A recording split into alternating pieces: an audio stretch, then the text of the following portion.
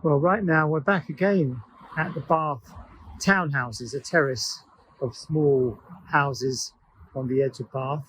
And since we were last here, you can see the outer skin of masonry, a rough dressed stone, has now begun to come up towards what we call first lift height, at which point we'll put a scaffold up.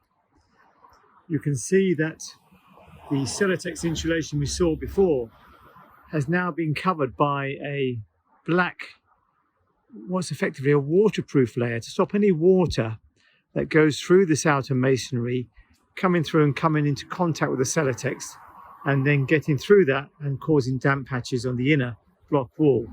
Now, in terms of insulation in this wall, you can see we've got a 100mm masonry outer leaf. We've got 100mm thereabouts of Celotex insulation in the cavity, and then we have a 100mm concrete block. That's probably just meeting UK building regs and certainly not beating it. To do that, you'd have to be using an insulating block in the inner skin, and in truth the extra over cost for that would not be that great, and the benefit going forward, given the life of these buildings is in excess of 60 years, would be immense. So just looking through the details there, we can see here this white polystyrene you see just hanging off the top. That's actually in a movement joint in the masonry.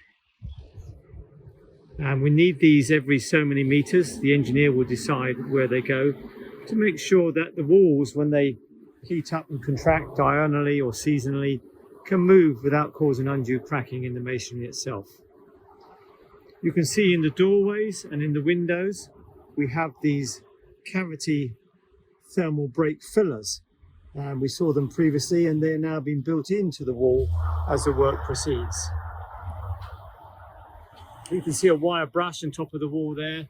That's obviously left from the last day the masons were here, and they use that simply to rake back the mortar joint at the end of the day or the beginning of the next day.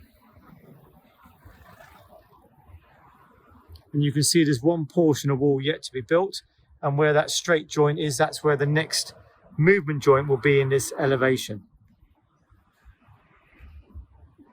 You can see on the windowsill there the brick ties.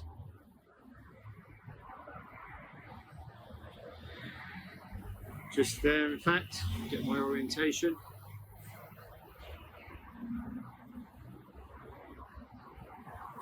Well, we'll leave this project here.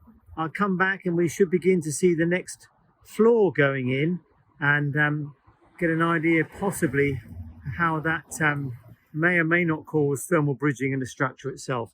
Hopefully they won't be building them in and they'll be using joist hangers, but we'll see when we return.